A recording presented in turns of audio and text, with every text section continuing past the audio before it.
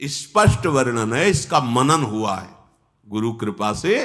तब हम आपको कह रहे हैं, मनों का निरीक्षण करके आस की पास नहीं तोरी जानी, सकल स्वार्थ करत, क्योंकि आस की पास नहीं तोरी जानी तो सकल स्वार्थ करत, रहत जन्मत मरत, दुख और सुख के होत मानी, अरे छाड़ जंजार कैसे न निश्चय धरत, एक किन रमत हरिवंश बानी। क्यों निश्चय नहीं करते, उस आस की पास को क्यों नहीं तोड़ देते? वैराग्य मार्ग का पथिक हूं या भगवत मार्ग का पथिक हूं, प्राण त्याग सकता हूं पर एक कदम अधर्म भूल न दे कुमारक नहीं, ऐ मन अब नहीं, अब नहीं, शरीर नष्ट कर दूंगा पर धर्म नहीं नष्ट करूंगा। भगवत मार्ग, ये आस की पास बड़े दुलार से रखे हुए, कभी तो अभी नहीं नहीं, कभी तो ये क्यों रखे हुए हो? यही तुम्हें भगवदानंद की अनुभूति वर्तमान में नहीं करने दे रही, यही आस की पास। अभी निश्चय करो जिस मार्ग में चले हो, नहीं नहीं नहीं, अभी शुद्ध ज्ञान स्फूर्ति होने लगेगी। ये सब यहां की देखी हुई बातें कह रहे हैं आपको। बच्चापन से इस मार्ग में है तो यहां देखी हुई बातें कर रहे हैं।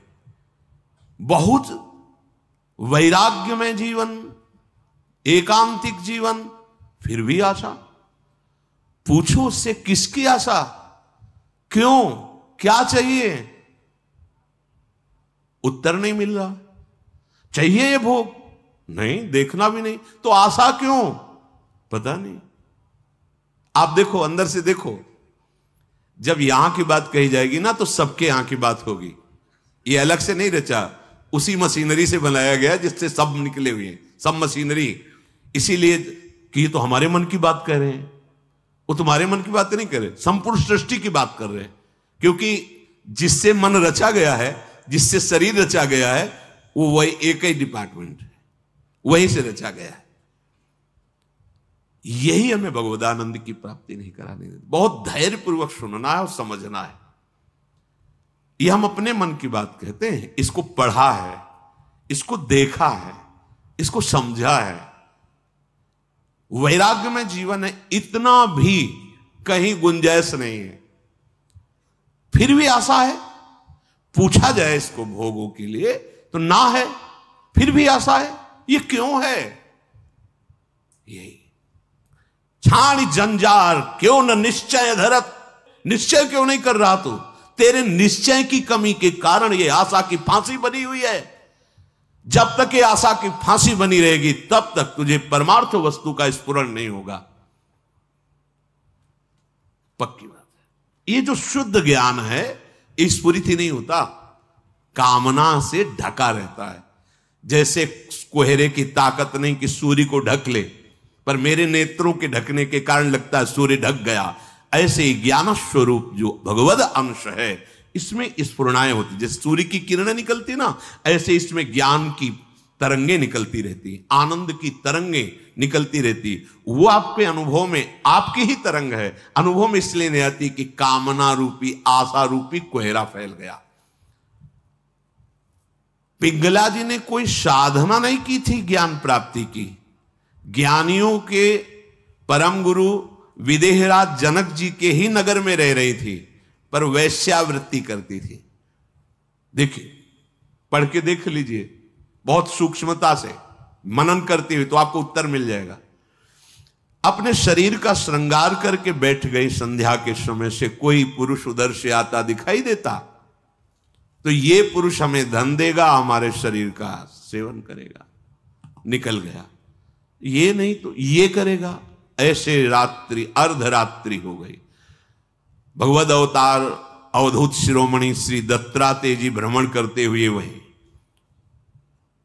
सर्वज्ञ महापुरुष थे, उसकी वृत्ति में ही अपनी वृत्ति लगाए हुए थे, तभी तो उन्होंने गुरु बनाया उसको। 24 गुरुओं में पिंगला भी गुरु है, और बड़ा सौभाग्य उसका महाप्रभु हरिवंश चंद्र जी ने श्रीमद चतुरासी जी में भी उसका उदाहरण दिया। यह जो एक मन बहुत ठौर करी, कही कौने सच पायो, जहां तहां विपत्ति जार जुवती लो प्रगट पिंगला गायो। जब अर्धरात्रि हुई तो पिंगला को बहुत कष्ट हुआ। हाय, इस शरीर को बेच करके सुखी होना चाहती है। कितनी अज्ञान वृत्ति। आज से मैं निश्चय करती हूं, जो सेवक जी कह रहे हैं, छाड़ जंजार क्यों न निश्चय धरत, एक किन रमत हरिवंश बानी। ये तुम क्यों आशा की फांसी में लटके हुए हो? कभी तो क्यों ऐसा रखे हुए हो? इसे तोड़ो, नष्ट करो अभी। प्राण निकल जाए पर जीवन में कभी कुमार्ग में कदम नहीं रखेंगे। पिंगला जी ने निश्चय किया, आज के बाद मैं कभी भी किसी पुरुष का संयोग नहीं करूंगी, किसी को नहीं देखूंगी। अपने हृदय में विराजमान सबके हृदय बिहारी भगवान का वर्ण करती हूं और मन वचन कर्म से उनकी आराधना कर। उसी समय इतनी पवित्र हो गई, वो महापुरुष बन गई कि भगवान दत्तात्रेय जी ने 24 गुरुओं में उसको रख लिया, एक गुरु पिंगला जी को बनाया। क्या साधना की थी? विरति हो गई अपनी वृत्ति से और निश्चय दृढ़ कर लिया और फिर कभी फिसली नहीं। तो बड़े बड़े आचार्य कोटि के महापुरुषों ने निष्ठा के लिए उसका उदाहरण दिया। जहां तहां विपत्ति जार जुबती लो, प्रगट पिंगला गायो। आशा ही परमम दुखम, नैरास्यम परमम सुखम। आज के बाद कभी नहीं, मर जाऊंगा कभी नहीं। अभी अभी भगवदानंद स्फूर्त होने लगे, अभी ज्ञान विज्ञान स्फूर्त होने लगेगा। हिम्मत नहीं पड़ रही, इस बात का निश्चय करने की हिम्मत नहीं पड़ रही। क्यों? क्योंकि आपको आशा है, भोग में सुख है। हिम्मत कर लीजिए तो आप अभी जीवन मुक्त अवस्था में पहुंच जाएंगे, क्योंकि उस अवस्था में पहुंचने के लिए कोई बाहरी क्रियाओं की आवश्यकता नहीं, वो हमारा स्वरूप है। हम जीवन मुक्त थे, जीवन मुक्त है, जीवन मुक्त रहेंगे। हमने अपनी स्वतंत्रता को, भगवदानंद को कामना और आशा की फांसी में बांध दिया है। हम ही को तोड़ना पड़ेगा। इसलिए छाड़ जंजार क्यों न निश्चय धरत, आगमा पाइनो अनित्यास्तास्तिक्षस्व भारत। ये आने जाने वाले विकारों में तुम इतने कमजोर हो गए कि तुम आशा की फांसी बांधे हुए हो, तो परमम दुखम, दुख ही भोगना पड़ेगा। श्रीपाद कह रहे हैं, इस शरीर या किसी भी शरीर को जो मानव देह प्राप्त हुआ है, ये परम सुख प्राप्ति के लिए। कीड़ा मकोड़ा छोटे छोटे जीव इन सुखों में विचर रहे हैं। मानव देह धर के जो कुमार्गगामी वृत्तियों से तुम सुख भोगना चाहते हो, छोटे छोटे कीड़े मकूड़े भी इसी सुख में। फिर तुम्हारी शरीर की महानता क्या रही? प्रज्वालयति समस्त देहम कामाग्निना प्रमोहयति दृष्ट्वैव च नवतरुणी कुतस्तर्हि स्वार्थ सिद्धिम प्रत्याशा। हे भाई, ये नौ तरुण अवस्था जो शरीर की होती, किसी की हो, स्त्री की या पुरुष की, यदि तुम इस मोह जाल से आवृत रहोगे तो ये सदैव तुम्हें जलाती रहेगी, कभी भी भगवत सिद्धि प्रदान नहीं होने देगी। भगवत सिद्धि नहीं।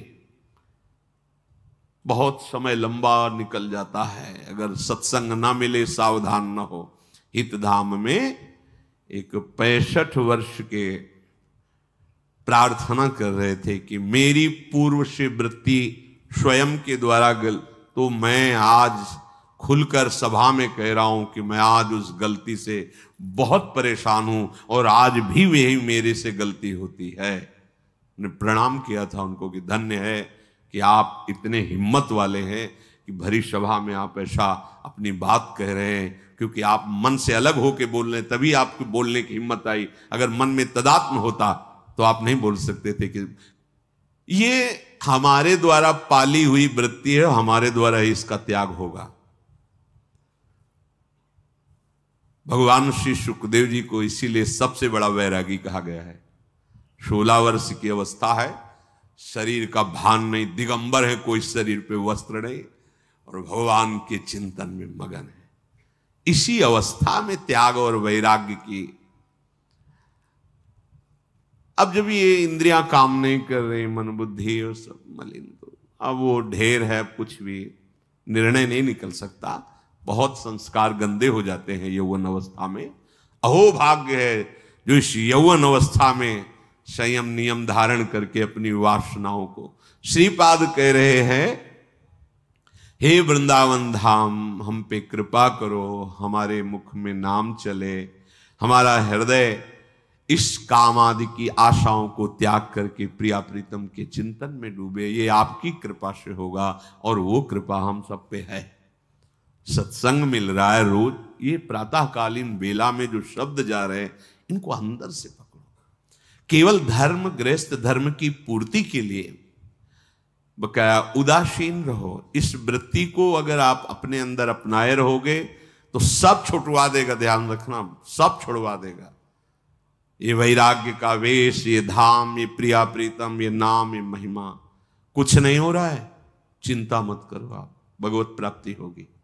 धाम में हो ना, भगवत सहारे हो ना, भगवत आश्रित वेश धारण, कुमार्गगामी वृत्ति का जो आशा की फांसी उसको छोड़ दो, फिर आप देखो भजन होगा।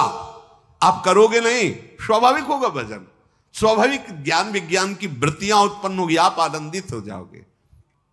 संतों ने कैसे जीवन व्यतीत किए हैं, हम कैसे व्यतीत कर रहे हैं। अगर इतने पर भी भजन नहीं तो आप विचार करके देखो अपना जीवन कहां ले जा रहे हैं।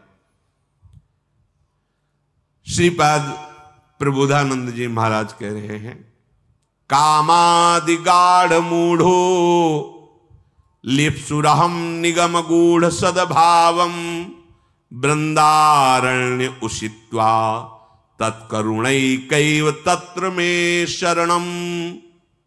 हे प्रभु, ये कामादि दोषों ने गाढ़ भाव से मुझे बांध लिया है, जैसे भारी दलदल हो, अब निकल नहीं सकते, ऐसी स्थिति हो गई है। मैं मोहित हो गया हूं,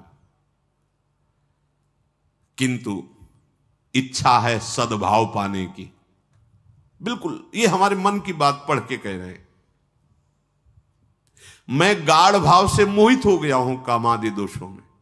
बड़ा चतुर मन है, बड़ा बेईमान है, निकलने के लिए तर्क नहीं रखता, फंसने के लिए तर्क रखता है। बड़ा विचित्र, निकलने के लिए चतुराई नहीं कर रहा, फंसने के लिए चतुराई, कोई जान न पावे, बिल्कुल ऐसे ही चलता रहे। धिक्कार है मन को। निकलने की चतुराई होनी चाहिए, फंसने की चतुराई होनी। मन की भोग वृत्ति की अनुकूलता प्राप्त होने पर हर्षित अवस्था को अपना सुख मान रहा है, यही तो तेरा बंधन है। इसी बंधन को मिटाने के लिए तो साधन पथ में आया है। हर इंद्री की भोग वृत्ति का जब अंतर्मुखता से भजन करते हुए त्याग करेंगे, तब चिदानंद रस की प्राप्ति। समझिए आप, अगर हमें सुकोमल वस्त्र पहने में सुख मिल रहा है तो त्वगेंद्री भोग कर रही वस्त्र सुख का। अगर हमारी स्थिति प्रभु में है तो चाहे मखमल के पहना दो, चाहे टाट। कभी ऐसी स्थिति थी टाट के बोरे सर्दी में, यही हित दाम में। आज स्थिति, अब तो जैसे चाहो वैसे। मेरी तो सामर्थ्य नहीं रह गई, आपकी सामर्थ्य से चल रहे। आपका शरीर स्वस्थ है, आप भगवत मार्ग के पथिक हैं, आप छलांग लगाइए। सद्भाव पाने का इच्छुक हूं, अतः हे वृंदावन धाम, मैं आपकी शरण में हूं। आप करुणा करो और मुझे ऐसी सामर्थ्य दो कि मैं इस गाढ़ दलदल से निकल जाऊं। निश्चय में बहुत बड़ा बल है भाई। अगर आप आज निश्चय अभी कर ले, अभी टूट जाएगी ये फांसी। आपने दुलार करके इसको पाल रखा है, आप हृदय से नहीं कह रहे, नहीं तो निश्चित मृत्यु जैसा दुख वो आलिंगन कर सकता है, लेकिन संसार के भोग नहीं, परमार्थ का प्रतीक। आपके अपने निश्चय में कमी है, उसका सुधार किया जाए। दृढ़ निश्चय, भगवान के चरणों का आश्रय। एक बार खेल खेलो ना, ये भी